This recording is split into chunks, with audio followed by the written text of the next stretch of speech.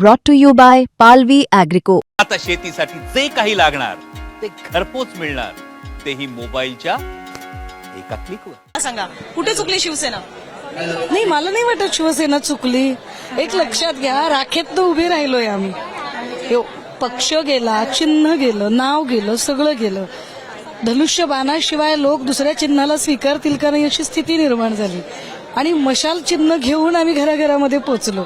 आणि अशा परिस्थितीमध्ये आम्ही विधानसभेला 0 पुन्हा 20 वर, लोकसभेला 9 आणि चक्क म्हणजे आशिया खंडातली सगळ्यात मोठी महापालिका म्हटलं तरी चालेल, देशाची आर्थिक राजधानी असणाऱ्या महापालिकेमध्ये आम्ही चक्क 0 पुन्हा 65 वर गेलेलो आहोत. 22 वर्षा भाजपा फक्त 4 सीटनी वाढलीय आणि 4 सीटनी वाढणं म्हणजे जिंकणं नाही. मला वाटतं आम्ही हरून जिंकलोय, ते जिंकून हरलेले आहेत, हे जास्त महत्वाचं आहे. त्यांचं म्हणणं आहे त्यांच्या मतांची टक्केवारी बघा 45% गेली आहे.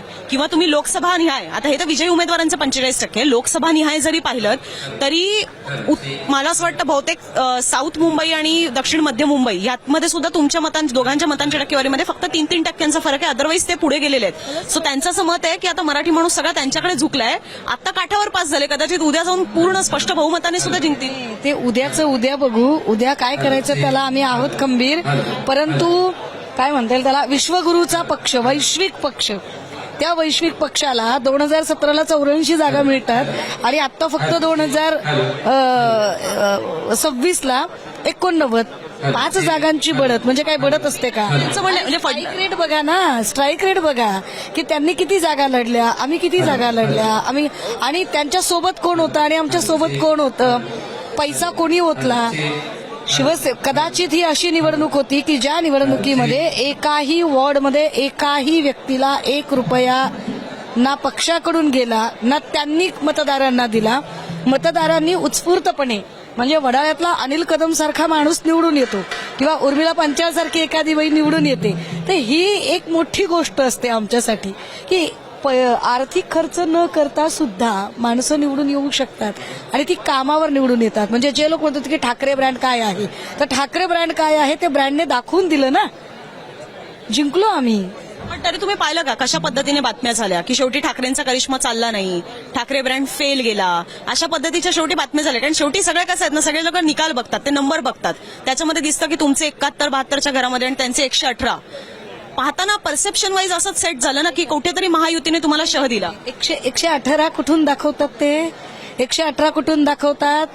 जी भाजपा सांगत होती आणि त्यांचे शहासेनेचे प्रमुख मुंबईत आल्यावर सांगत होते की 100% भाजपा, हमें किसी की बैसाखियों की जरूरत नहीं है.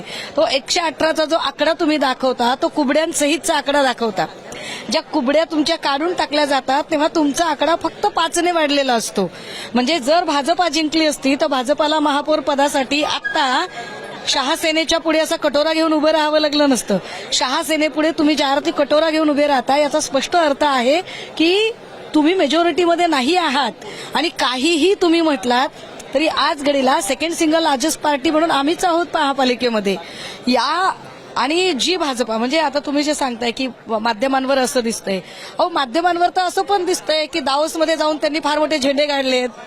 काय केलंय दावोसमध्ये? इथल्या त्यांच्याच मंत्रिमंडळातला माणूस सोबत नेला, त्याच्याच कंपनीसोबत आर्थिक करार करायचा आणि आपण फार मोठं काहीतरी आंतरराष्ट्रीय व्यापार वगैरे करत आहोत असं भासवायचं. हे म्हणजे असं झालं की एकाच गल्लीतला अध्यक्ष, उपाध्यक्ष, सचिव, सहसचिव, खजिनदार सगळे एका गल्लीतले, मात्र सगळे राष्ट्रीय. याला काय अर्थ आहे का? तर त्यामुळे भाजपाची ही सवय आहे की ते त्यांच्या कथनी आणि करणीमध्ये प्रचंड फरक असतो. एरवी आम्ही काँग्रेस सोबत नुसते थांबलोय म्हटलं की हिंदुत्व धोक्यात वगैरे. आता अचलपूर अमरावतीमध्ये काय आहे? मग असं आहे का की भारतीय जनता पार्टीच्या झेंड्याचा जो रंग आहे, त्या झेंड्याच्या रंगातला जो हिरवा आहे तो हिरवा एमआयएमचा हिरवा होता का? एमआयएमची खून म्हणून, म्हणजे प्यार की कोई दिशा नहीं रखनी चाहिए, तर एमआयएमची खून म्हणून त्या झेंड्यामध्ये तो हिरवा रंग ठेवला होता का? नेमकं काय आता याच्यावर काय म्हणणं आहे बरं? आता ते सोकोल्ड हिंदुत्ववादी जे अत्यंत आक्रस्ताळेपणा करत होते, या लोकांचं काय म्हणणं असेल बरं? त्यामुळे भाजपा ही तत्वनिष्ठ राजकारण करत नाही. भाजपा ही कणाहीन राजकारण करणारी पार्टी झालेली आहे. सत्तेसाठी भाजपा कुठेही आणि कसाही पाठ लावू शकते. त्यात एक प्रश्न असा सुद्धा, आता हे सगळं झालं मुंबईचं विश्लेषण.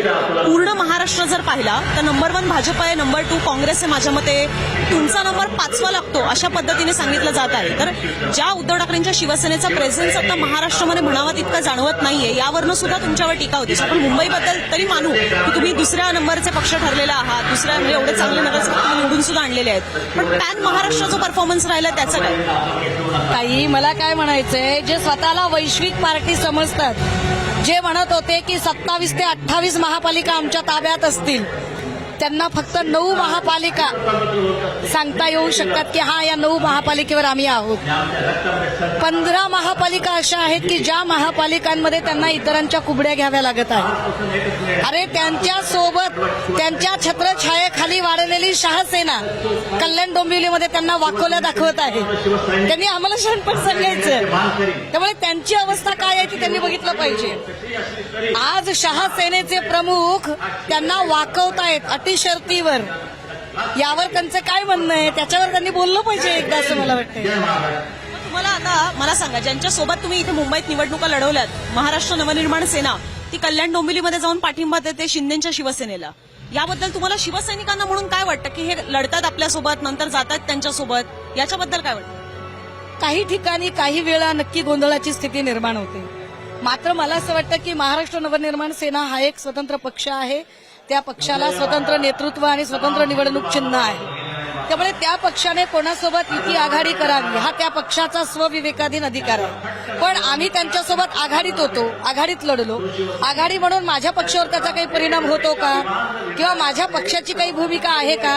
मला असं वाटतं त्यावर ऑथेंटिकली अधिकृतपणे भूमिका मांडण्याची जबाबदारी किंवा तो अधिकार हा माझ्या पक्षप्रमुखांचा आहे आणि तो मी अबाधित ठेवला पाहिजे.